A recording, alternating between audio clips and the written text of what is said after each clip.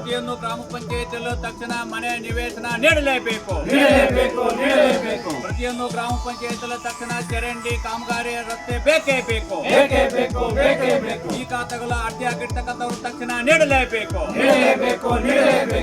ರಾಜ್ಯದಾದ್ಯಂತ ವಿವಿಧ ಬೇಡಿಕೆಗಳನ್ನ ಪರಿಹರಿಸುವಂತೆ ಒತ್ತಾಯಿಸಿ ವಿವಿಧ ಸಂಘಟನೆಗಳ ವತಿಯಿಂದ ಎಲ್ಲ ಗ್ರಾಮ ಪಂಚಾಯಿತಿಯ ಮುಂದೆ ಪ್ರತಿಭಟನೆ. ರಾಜ್ಯದಾದ್ಯಂತ ವಿವಿಧ ಬೇಡಿಕೆಗಳನ್ನು ಪರಿಹರಿಸುವಂತೆ ಒತ್ತಾಯಿಸಿ ಚಿಕ್ಕಬಳ್ಳಾಪುರ ಜಿಲ್ಲೆ ಹಾಗೂ ತಾಲೂಕಿನ ಎಲ್ಲ ಗ್ರಾಮ ಪಂಚಾಯಿತಿಗಳ ಎದುರು ಶುಕ್ರವಾರ ಕರ್ನಾಟಕ ಕೃಷಿ ಕೂಲಿ ಕಾರ್ಮಿಕರ ಸಂಘ, centre of Indian trade unions, ತಾಲೂಕು ಕರ್ನಾಟಕ ಪ್ರಾಂತ ರೈತ ಸಂಘದ ನೇತೃತ್ವದಲ್ಲಿ ಪ್ರತಿಭಟನೆ ನಡೆಸಿ ರಾಜ್ಯ ಸರ್ಕಾರ, ಕೇಂದ್ರ ಸರ್ಕಾರ ಹಾಗೂ ಅಧಿಕಾರಿಗಳ ವಿರುದ್ಧ ಘೋಷಣೆಗಳನ್ನು ಕೂಗಿ ಪ್ರತಿಭಟನೆ ನಡೆಸಿದ್ದಾರೆ. ಈ ವೇಳೆ ಸ್ಥಳಕ್ಕೆ ಬಂದ ಘಂಟವಾರಪಲ್ಲಿ ಗ್ರಾಮ ಪಂಚಾಯಿತಿ ಅಭಿವೃದ್ಧಿ ಅಧಿಕಾರಿಗಳಾದ ಭಾಗ್ಯಲಕ್ಷ್ಮಿ ಅವರಿಗೆ ಮನವಿ ಸಲ್ಲಿಸಲಾಯಿತು. ಕರ್ನಾಟಕ ಪ್ರಾಂತ ರೈತ ಸಂಘದ ತಾಲೂಕು ಅಧ್ಯಕ್ಷ ಡಿಟಿ ಮುನಿಸ್ವಾಮಿ ಮಾತನಾಡಿ, ಕೇಂದ್ರ ಸರ್ಕಾರ ಜಾರಿಗೆ ತಂದಿರುವ ಬಡವರಿಗೆ ಮರಣ ಶಾಸನವಾದಂತಹ ಎಬಿಜಿ ರಾಮ್ ಕಾಯ್ದೆ ರದ್ದುಗೊಳಿಸಿ ಮಹಾತ್ಮ ಗಾಂಧಿ ರಾಷ್ಟ್ರೀಯ ಉದ್ಯೋಗ ಖಾತ್ರಿ ಜಾರಿಗೊಳಿಸಿ ಎಲ್ಲಾ ಬಡವರಿಗೆ ನಿವೇಶನ, ಮನೆ ಸೌಲಭ್ಯ ಕಲ್ಪಿಸಬೇಕು. 4 ಕಾರ್ಮಿಕ ವಿರೋಧಿ ಸಂಹಿತೆಗಳನ್ನು ಹಿಂಪಡೆಯಬೇಕು. ಅಸಂಘಟಿತ ಕಾರ್ಮಿಕರಿಗೆ ಕನಿಷ್ಠ ವೇತನ 36,000 ನೀಡಬೇಕು. ಮಸೂನ ಕಾರ್ಮಿಕರಿಗೆ ಸರ್ಕಾರದಿಂದ ಗುರುತಿನ ಚೀಟಿ, ಶವ ಸಂಸ್ಕಾರಕ್ಕೆ ಕೂಲಿ ಹಾಗೂ ತಮಟೆ ಹಾಗೂ ಇನ್ನಿತರೆ ಸೌಲಭ್ಯಗಳನ್ನು ಒದಗಿಸಬೇಕು.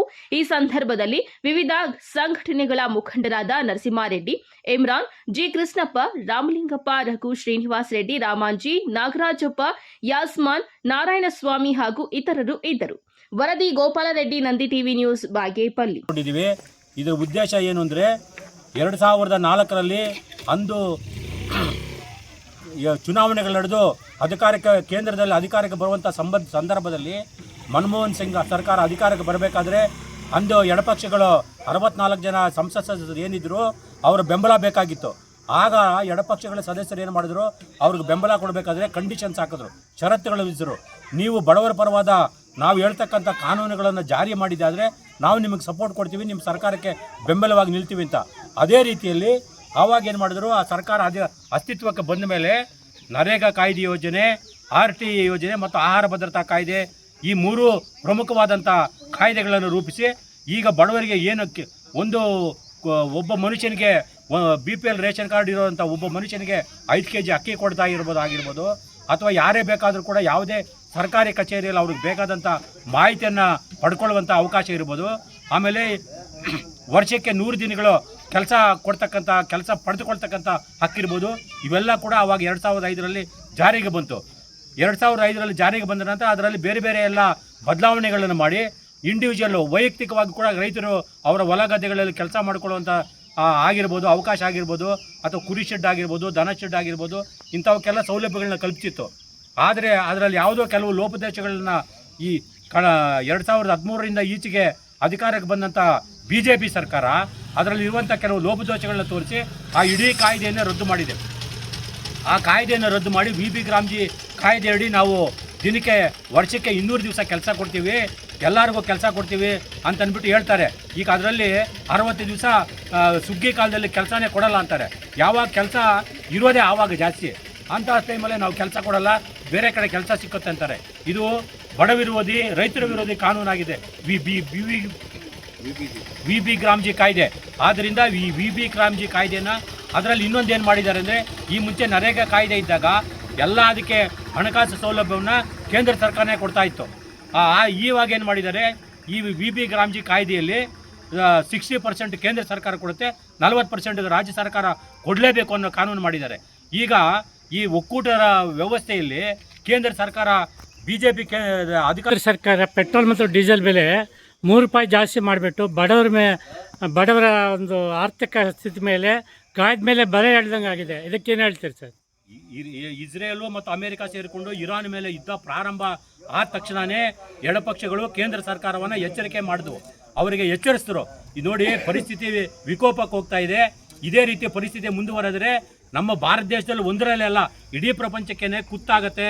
ಪ್ರಪಂಚದಲ್ಲಿ ಎಲ್ಲ ಕೂಡ ಬಡವರು ಕಷ್ಟ ಅನುಭವಿಸಬೇಕಾಗತ್ತೆ, ಯಾರಿಗೂ ಕೂಡ ಊಟ ಸಿಕ್ಕಲ್ಲ, ಭಾಳ ನರಳಬೇಕಾಗತ್ತೆ ಅಂತ ಅಂದ್ಬಿಟ್ಟು ನಮ್ಮ ಎಡಪಕ್ಷಗಳು ಆವಾಗಲೇ ಎಚ್ಚರಿಸಿದ್ರು. ಈ ಕೇಂದ್ರ ಸರ್ಕಾರಕ್ಕೆ ಅವೆಲ್ಲ ಏನು ಇಡಿಸೋದೇ ಇಲ್ಲ. ಇವರು ವಿಶ್ವಗುರು ಅಂತ ಹೇಳ್ಕೊಂಡು ನಾನೇ ಈ ಪ್ರಪಂಚಕ್ಕೆಲ್ಲ ದೊಡ್ಡ ಮನುಷ್ಯ ಅಂತ ಹೇಳ್ಕೊತಾನೆ. ಕನಿಷ್ಠ ಇರಾನ್ ಅಧ್ಯಕ್ಷ ಸತ್ತೋದಾಗ ಅವರು ಅಮೆರಿಕದವರು ಸಾಯಿಸಿದ್ರು. ಅವ್ರನ್ನ ಸಾಯಿಸಿದ್ದು ಸರಿನಾ ತಪ್ಪು ಅಂತ ಹೇಳುವಂಥ ಯೋಗ್ಯತೆ ಇಲ್ಲ ಈ ನರೇಂದ್ರ ಮೋದಿಗೆ. ಇನ್ನು ನಮ್ಮ ದೇಶನ ಏನು ರಕ್ಷಣೆ ಮಾಡ್ತಾನೆ? ಅದಕ್ಕೆ ಮೊನ್ನೆ 8 ದಿವಸದಿಂದ ಏನು ಹೇಳ್ದ, ಯಾರು ಬಂಗಾರ ಖರೀದಿ ಮಾಡಬೇಡಿ, ಯಾರು ಎಲ್ಲೂ ಓಡಾಡಬೇಡಿ, ಯಾರು ಆಫೀಸ್ಗಳಲ್ಲಿ ಕೂಡ ಆಫೀಸ್ಗಳಿಗೆ ಹೋಗಲೇಬೇಡಿ ಅಂತ. ಇಲ್ಲಿ ಆಫೀಸ್ಗೆ ಬಂದ್ರೇ ಕೆಲಸ ಮಾಡಿಕೊಡಲ್ಲ ಇವರು. ನಾವು ಮನೆಯಿಂದಲೇ ಕೆಲಸ ಮಾಡಿ ಅಂತ ಇವ್ರಿಗೆ ಹೇಳ್ತಾರೆ. ಮನೆಯಿಂದ ಕೆಲಸ ಮಾಡಿದ್ರೆ ರೈತರು ಜನಗಳು ಕೆಲಸ ಮಾಡ್ತಾರ? ಇಲ್ಲಿ ಆಫೀಸ್ಗೆ ಬಂದ್ರೇ ಕೆಲಸ ಮಾಡ್ಕೊಡೋದು ಕಷ್ಟ. ಮಾಡಬೇಡಿ. ಆಮೇಲೆ ವಾಹನಗಳನ್ನು ಕಡಿಮೆ ಬಳಸಿ, ಇದು ಖಾದ್ಯ ತೈಲ ನಾವೇನು ಅಡುಗೆಗೆ ಆಯಿಲ್ ಬಳಸ್ತೀವಿ, ಎಣ್ಣೆ, ಅದು ಕೂಡ ಕಡಿಮೆ ಬಳಸಿ ಅಂತ ಹೇಳ್ತಾ ಇದ್ದಾರೆ. ಇವೆಲ್ಲ ಯಾರಿಗಾಗಿ? ಈ 3 ತಿಂಗಳಿಂದ ಯುದ್ಧ ಪ್ರಾರಂಭ ಆಯ್ತಲ್ಲ, ನಿಮಗೆ ಶಕ್ತಿ ಇದ್ದಿದ್ರೆ ಯುದ್ಧನೇ ನಿಲ್ಲಿಸಬೇಕಾಗಿತ್ತು. ಯಾವಾಗಲೂ ಟ್ರಂಪ್ ನನ್ನ ಫ್ರೆಂಡು ಅಂತ. ಕನಿಷ್ಠ ನೆನ್ನೆ ಚೀನಾಗೆ ಹೋದಾಗ ಚೀನಾದವರು ಡೈರೆಕ್ಟಾಗಿ ಹೇಳಿದ್ದಾರೆ ಯಾರಿಗೆ? ಟ್ರಂಪ್ಗೆ, ತೈವಾನ್ ತಂಟೆಗೆ ಬರಬೇಡಿ ನೀವು, ತೈವಾನ್ ತಂಟೆಗೆ ಬಂದರೆ ಪರಿಣಾಮ ನೆಟ್ಟಿಗಿರಲ್ಲ ಅಂತ ಮಾತು ಹೇಳುವಂಥ ಯೋಗ್ಯತೆ ಇಲ್ಲ ಈ ನರೇಂದ್ರ ಮೋದಿಗೆ. ಮತ್ತು ವಿಶ್ವಗುರು ಅಂತ ಇವರು ಏನಿಲ್ಲ, ಜನಗಳನ್ನ ನಮ್ಮ ಜಾತಿವಾದ ಮತೀವಾದದಲ್ಲಿ ಜನಗಳನ್ನ ಭಾವೋದ್ರೇಕ ಮಾಡೋದಷ್ಟೇ ಇವ್ರ ಕೆಲಸ. ಈಗ ಇಂಥ ಇದು ಮಾಡಿಕೊಂಡು ಎಲ್ಲ ಬಡವಿರುವುದೇ ಕಾನೂನುಗಳನ್ನೇ, ಅಭಿವೃದ್ಧಿ ಅಂತೂ ಏನೂ ಇಲ್ಲ. ಇದೇ ಪರಿಸ್ಥಿತಿ ಮುಂದುವರೆದ್ರೆ ಜನಗಳು ಇನ್ನೂ ಕೂಡ ಭಾಳ ಕಷ್ಟದ ಪರಿಸ್ಥಿತಿ ಆಗ್ತಾರೆ. ಕೂಡಲೇ ಸರ್ಕಾರ ಏನು ಹೆಚ್ಚಿಗೆ ಮಾಡ್ತಾ ಇದೆ, ಪೆಟ್ರೋಲ್ ದರ ಆಗಿರ್ಬೋದು, ಅಡುಗೆ ಅನಿಲ ಆಗಿರ್ಬೋದು, ನಮ್ಮ ಅಕ್ಕಿ ದರ ಆಗಿರ್ಬೋದು, ಇವೆಲ್ಲ ಕೂಡ ಜಾಸ್ತಿ ಆಗ್ತಾ ಇದೆ. ಇವೆಲ್ಲ ಬಡವರು ಜೀವನ ಮಾಡೋಕ್ಕೆ ಕಷ್ಟ ಆಗುತ್ತೆ. ಈ ದರಗಳನ್ನೆಲ್ಲ ಕೂಡಲೇ ಇಳಿಸಬೇಕು. ಇಲ್ಲ ಅಂತಂದರೆ ನಮ್ಮ ಹೋರಾಟ ಇನ್ನು ಉದ್ರಿಕ್ತ ಮಾಡ್ತೀವಿ. ಧನ್ಯವಾದಗಳು ಸರ್.